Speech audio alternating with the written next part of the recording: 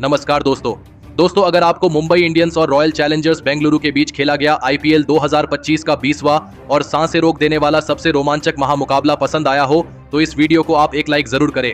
इस वीडियो का like target 400 like है तो इस वीडियो को आप दिल से लाइक जरूर करें। दोस्तों आईपीएल 2025 के 20वें और एक और सबसे रोमांचक महामुकाबले में आईपीएल इतिहास की दो सबसे बड़ी टीमें एक दूसरे से भिड़ी। इस बार हार्दिक पांड्या की मुंबई इंडियंस के सामने रजत पाटीदार की रॉयल चैलेंजर्स बेंगलुरु की टीम खड़ी थी। इस रोंगटे खड़े कर देने वाले महामुकाबले में मुंबई के कप्तान हार्दिक पांड्या ने टॉस जीता और पहले गेंदबाजी का फैसला लिया और बेंगलुरु की टीम को पहले बल्लेबाजी के लिए आमंत्रित किया। उसके बाद रनों की बारिश करने के इरादे से बेंगलुरु के दो दिग्गज ओपनर बल्लेबाज मैदान में उतरे।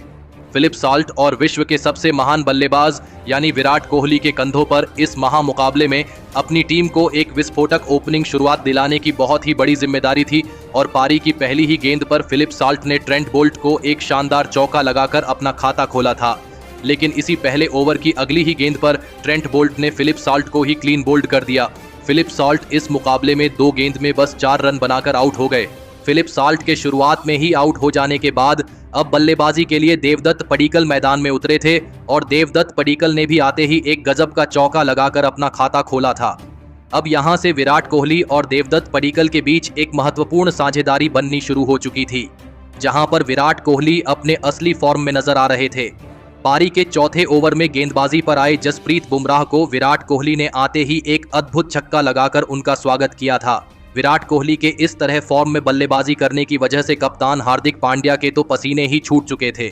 विराट कोहली और देवदत्त पडिक्कल की इस गजब की साझेदारी ने अब मुंबई की गेंदबाजी को भी दबाव में डाल दिया था। अब दोनों ही इस मुकाबले में पूरी तरह सेट हो चुके थे और फिर इसी बीच दोनों की 50 रनों की एक गजब की साझेदारी भी पूरी हो गई। अब बेंगलुरु के यह दोनों ही बल्लेबाज मुंबई की गेंदबाजी पर पूरी तरह हावी दिख रहे थे और फिर पारी के छठे ओवर में तो देवदत्त पडिक्कल ने दीपक चहर को लगातार 2 छक्के और एक शानदार चौका लगा दिया था। बेंगलुरु की यह साझेदारी अब लगातार मजबूत होती जा रही थी।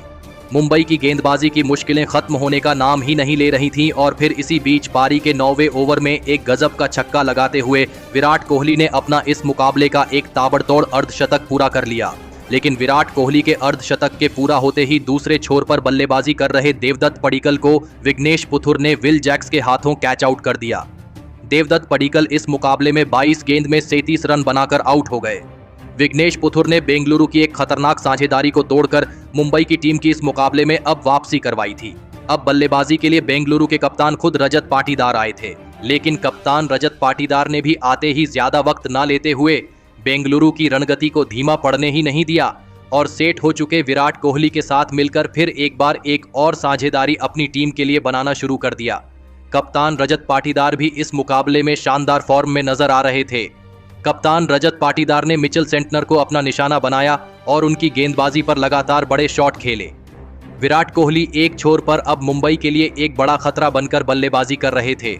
दोनों ने मिलकर अब अपनी टीम को 143 रनों पर पहुंचा दिया था, लेकिन तभी गेंदबाजी पर आए मुंबई के कप्तान हार्दिक पांड्या ने सेट हो चुके और गजब की बल्लेबाजी कर रहे विराट कोहली को नमन धीर के हाथों कैच आउट कर दिया। विराट कोहली इस मुकाबले में 42 गेंदों में 67 रनों की एक शानदार पारी खेलकर आउट हो गए। विराट कोहली का यह बहुत ही बड़ा विकेट निकालकर मुंबई के कप्तान हार्दिक पांड्या ने अपनी टीम की इस मुकाबले में वापसी करवाई थी।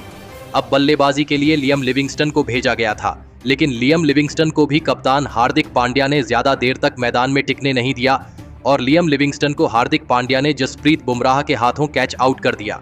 लियम लिविंगस्टन इस मुकाबले में अपना खाता भी नहीं खोल पाए। हार्दिक पांड्या के इस ओवर ने पूरा मुकाबला ही पलट दिया था। पल भर में दबाव अब बेंगलुरु की बल्लेबाजी पर दिखने लगा था। अब मैदान पर जितेश शर्मा आए थे, लेकिन एक छोर पर सेट हो चुके बेंगलुरु के कप्तान रजत पाटीदार ने अपनी धमाकेदार बल्लेबाजी जारी रखी और फिर आया मैच का 17वां ओवर और यहां से मैच ने फिर एक बार करवट बदली, जहां पर कप्तान हार्दिक पांड्या की गेंदबाजी पर जितेश शर्मा और खास करके कप्तान रजत पाटीदार ने ऐसी लाजवाब बल्लेबाजी करके दिखाई जिसने सभी के होश उड़ा दिए। हार्दिक पांड्या के इस ओवर में रजत पाटीदार ने 2 गजब के छक्के लगा दिए और इस ओवर में कप्तान रजत पाटीदार ने अपना लाजवाब अर्धशतक भी पूरा कर लिया। रजत पाटीदार की इस शानदार बल्लेबाजी ने फिर से इस मुकाबले में मुंबई की गेंदबाजी को बैकफुट पर धकेल दिया था। रजत पाटीदार और जितेश शर्मा के बीच एक और 50 रनों की एक धमाकेदार साझेदारी पूरी हो चुकी थी। तो वही पारी के 19वें ओवर में भी जितेश शर्मा ने ट्रेंट बोल्ट को 2 गजब के छक्के लगा दिए थे, लेकिन ट्रेंट बोल्ट के इस ओवर की अंतिम गेंद पर कप्तान रजत पाटीदार रायन रिकेल्टन के हाथों कैच आउट हो गए। कप्तान रजत पाटीदार 20 गेंदों में 64 रनों की एक तूफानी पारी खेलकर आउट हो गए। अब अंतिम ओवर में जितेश शर्मा का साथ निभाने के लिए टीम डेविड मैदान में उतरे थे, लेकिन इस पारी के अंतिम ओवर में भी जितेश शर्मा ने गजब की बल्लेबाजी करके दिखाई और फिर इसी शानदार बल्लेबाजी के बदौलत बेंगलुरु की टीम ने 221 रनों का एक सबसे बड़ा लक्ष्य मुंबई की टीम के आगे रखा। उसके बाद बेंगलुरु से मिले 222 रनों के एक विशाल लक्ष्य का पीछा करने मुंबई के 2 दिग्गज ओपनर बल्लेबाज मैदान में उतरे। रोहित शर्मा और रायन रिकेल्टन के कंधों पर इस महामुकाबले में अपनी टीम को एक विस्फोटक ओपनिंग शुरुआत दिलाने की बहुत ही बड़ी जिम्मेदारी थी और मैदान में उतरते ही मुंबई के इन 2 धमाकेदार बल्लेबाजों ने बेंगलुरु की गेंदबाजी पर बड़े शॉट खेलना शुरू कर दिया। पारी के पहले ही ओवर में भुवनेश्वर कुमार को एक गजब का छक्का लगाकर रोहित शर्मा ने अपना खाता खोला था, तो वही दूसरे ओवर में भी लगातार 2 चौके रोहित शर्मा ने यश दयाल को लगा दिए थे, लेकिन इसी ओवर की चौथी गेंद पर यश दयाल ने रोहित शर्मा को ही क्लीन बोल्ड कर दिया। रोहित शर्मा इस मुकाबले में 9 गेंद में 17 रन बनाकर आउट हो गए। शुरुआत में ही रोहित शर्मा के विकेट गिरते ही अब मुंबई की टीम की तरफ से विल जैक्स बल्लेबाजी के लिए मैदान में उतरे थे, लेकिन दूसरे छोर पर बल्लेबाजी कर रहे रायन रिकेल्टन ने अब अपने हाथ खोलना शुरू कर दिया था। लेकिन रायन रिकेल्टन की भी यह पारी ज्यादा बड़ी नहीं बन पाई और गेंदबाजी पर आए जोश हेजलवुड ने रायन रिकेल्टन को ही एलबीडब्ल्यू आउट कर दिया। रायन रिकेल्टन इस मुकाबले में 10 गेंद में 17 रन बनाकर आउट हो गए। केवल 4 ओवर के भीतर मुंबई की टीम ने अपने दोनों ही ओपनर बल्लेबाजों को अब खो दिया था। कहीं ना कहीं अब मुंबई की टीम दबाव में दिखने लगी थी। अब मैदान पर सूर्य कुमार यादव आए थे और फिर यहां से सूर्य कुमार यादव और विल जैक्स की इस जोड़ी ने एक महत्वपूर्ण साझेदारी मुंबई की टीम के लिए बनानी शुरू कर दी। बेंगलुरु की गेंदबाजी जो इस मुकाबले में खतरनाक फॉर्म में नजर आ रही थी, उसके सामने ये दोनों ही मुंबई के बल्लेबाज धमाकेदार प्रदर्शन कर रहे थे, लेकिन तभी गेंदबाजी पर आए कृणाल पांड्या ने सेट हो चुके विल जैक्स को विराट कोहली के हाथों कैच आउट कर दिया। विल जैक्स इस मुकाबले में 18 गेंद में 20 रन बनाकर आउट हो गए। विल जैक्स के इस विकेट के साथ ही मुंबई की टीम फिर एक बार अब दबाव में चली गई थी। रिक्वायर्ड रन रेट लगातार ऊपर बढ़ता जा रहा था। अब मैदान पर तिलक वर्मा आए थे और फिर सेट हो चुके सूर्य कुमार यादव और तिलक वर्मा ने मिलकर फिर एक बार मुंबई की पारी को संभालने की पूरी कोशिश करी, लेकिन तभी गेंदबाजी पर आए यश दयाल ने सेट हो चुके सूर्य कुमार यादव को लियम लिविंगस्टन के हाथों कैच आउट कर दिया।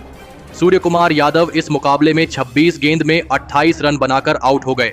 सूर्य कुमार यादव का एक बहुत ही बड़ा विकेट मुंबई की टीम ने गलत मौके पर गंवा दिया था। अब मैदान पर मुंबई के कप्तान खुद हार्दिक पांड्या आए थे, लेकिन मैदान में उतरे कप्तान हार्दिक पांड्या इस मुकाबले में एक अलग ही अंदाज में दिख रहे थे, क्योंकि कप्तान हार्दिक पांड्या ने आते ही बेंगलुरु के सबसे खतरनाक गेंदबाज जोश हेजलवुड को ही 2 चौके और 2 गजब के छक्के लगा दिए थे। कप्तान हार्दिक पांड्या की इस अद्भुत बल्लेबाजी ने अब पूरे मुकाबले को ही पलट कर रख दिया था। तो वही हार्दिक पांड्या ने उसके अगले ही ओवर में कृणाल पांड्या को भी एक के बाद एक 2 शानदार छक्के लगा दिए थे। तो वही उनके साथ बल्लेबाजी कर रहे तिलक वर्मा भी रुक नहीं रहे थे और बेंगलुरु की गेंदबाजी के ऊपर लगातार बड़े शॉट खेलते जा रहे थे। अब मुकाबला आखिरी 4 ओवरों में पहुंच चुका था, जहां पर मुंबई की टीम को जीत के लिए 52 रनों की जरूरत थी। अब इस पारी का 17वां ओवर यश दयाल डालने आए, लेकिन यश दयाल के इस ओवर में तिलक वर्मा ने फिर एक बार अपने अनुभव का इस्तेमाल किया और गजब की बल्लेबाजी करके दिखाई। तो वही तिलक वर्मा ने इस मुकाबले में शानदार अर्धशतक भी पूरा कर लिया। यश दयाल के इस ओवर से मुंबई की टीम को 11 रन मिल गए, जिस वजह से अब मुंबई को जीत के लिए आखिरी 3 ओवरों में 41 रनों की जरूरत थी। अब इस पारी का 18वां ओवर भुवनेश्वर कुमार डालने आए, लेकिन भुवनेश्वर कुमार के इस ओवर में तिलक वर्मा फिलिप साल्ट के हाथों कैच आउट हो गए। तिलक वर्मा इस मुकाबले में 29 गेंदों में 56 रनों की एक लाजवाब पारी खेलकर आउट हो गए। अब बल्लेबाजी के लिए नमन धीर मैदान में उतरे थे और नमन धीर ने आते ही एक शानदार छक्का लगाकर अपना खाता खोला था। भुवनेश्वर कुमार की इस ओवर से अब मुंबई की टीम को 13 रन मिल गए। अब आखिरी 2 ओवरों में मुंबई की टीम को जीत के लिए 28 रनों की जरूरत थी। अब इस पारी का 19वां ओवर जोश हेजलवुड डालने आए और जोश हेजलवुड के इस ओवर की पहली ही गेंद पर लाजवाब बल्लेबाजी कर रहे मुंबई के कप्तान हार्दिक पांड्या लियम लिविंगस्टन के हाथों कैच आउट हो गए। कप्तान हार्दिक पांड्या 15 गेंद में 42 रन बनाकर आउट हो गए, लेकिन उनके आउट हो जाने के बाद बल्लेबाजी के लिए आए मिचेल सेंटनर ने इस पारी के 19वें ओवर में जोश हेजलवुड को एक शानदार छक्का लगा दिया, लेकिन फिर भी इस ओवर से मुंबई की टीम को सिर्फ 9 ही रन मिले। अब मुकाबला आखिरी ओवर में पहुंच चुका था, जहां पर मुंबई की टीम को जीत के लिए 19 रनों की जरूरत थी। अब बेंगलुरु की तरफ से कृणाल पांड्या गेंदबाजी पर आए थे, लेकिन कृणाल पांड्या ने अपने इस ओवर की पहली गेंद पर मिचेल सैंटनर को टीम डेविड के हाथों कैच आउट कर दिया। मिचेल सैंटनर इस मुकाबले में 4 गेंद में 8 रन बनाकर आउट हो गए। अब मुंबई की टीम को आखिरी 5 गेंदों में 19 रनों की जरूरत थी। अब बल्लेबाजी के लिए दीपक चहर आए थे, लेकिन दीपक चहर को भी कृणाल पांड्या ने टीम डेविड के हाथों कैच आउट कर दिया। दीपक चहर इस मुकाबले में अपना खाता भी नहीं खोल पाए। अब मुंबई को जीत के लिए आखिरी 4 गेंदों में 19 रनों की जरूरत थी। नॉन स्ट्राइकर एंड पर खड़े नमन धीर को स्ट्राइक पर लाना अब बहुत ही ज्यादा जरूरी हो चुका था। अब बल्लेबाजी के लिए ट्रेंट बोल्ट आए थे, लेकिन उसकी अगली गेंद कृणाल पांड्या ने व्हाइट बॉल डाल दी। अब मुंबई को जीत के लिए आखिरी 4 गेंदों में 18 रनों की जरूरत थी, लेकिन स्ट्राइक पर खड़े ट्रेंट बोल्ट ने कृणाल पांड्या की अगली ही गेंद पर 1 रन ले लिया और अब नमन धीर स्ट्राइक पर आए थे। लेकिन अब मुंबई को जीत के लिए आखिरी 3 गेंदों पर 17 रनों की जरूरत थी और नमन धीर ने कृणाल पांड्या की अगली गेंद पर एक शानदार चौका लगा दिया, जिस वजह से अब मुंबई को जीत के लिए आखिरी 2 गेंदों में 13 रनों की जरूरत थी। नमन धीर अब 2 लगातार छक्के लगाकर ही इस मुकाबले को टाई कर सकते थे, लेकिन उसकी अगली गेंद पर कृणाल पांड्या ने नमन धीर को यश दयाल के हाथों कैच आउट कर दिया। नमन धीर इस मुकाबले में 6 गेंद में 11 रन बनाकर आउट हो गए और मुंबई की टीम के लिए यहीं पर यह मुकाबला खत्म हो गया, क्योंकि अब आखिरी गेंद पर मुंबई को 13 रन बनाने थे और फिर अंत में बेंगलुरु की इसी सटीक गेंदबाजी के बदौलत इस रोंगटे खड़े कर देने वाले महामुकाबले में बेंगलुरु की टीम ने मुंबई की टीम को 12 रनों से हराकर एक बड़ा इतिहास रच दिया। दोस्तों, इस आखिरी ओवर तक चले रोमांचक मुकाबले में बेंगलुरु की गेंदबाजी ने मुंबई की लाजवाब बल्लेबाजी के सामने गजब का प्रदर्शन करके दिखाया, लेकिन इसके बावजूद बेंगलुरु के इस महामुकाबले में उनके जीत के असली हीरो साबित हुए उनके सबसे खतरनाक ऑलराउंडर यानी कृणाल पांड्या, जिन्होंने इस मुकाबले में ऐसी अविश्वसनीय गेंदबाजी करके दिखाई जिसने मुंबई जैसी बल्लेबाजी वाली टीम को तक ध्वस्त कर दिया।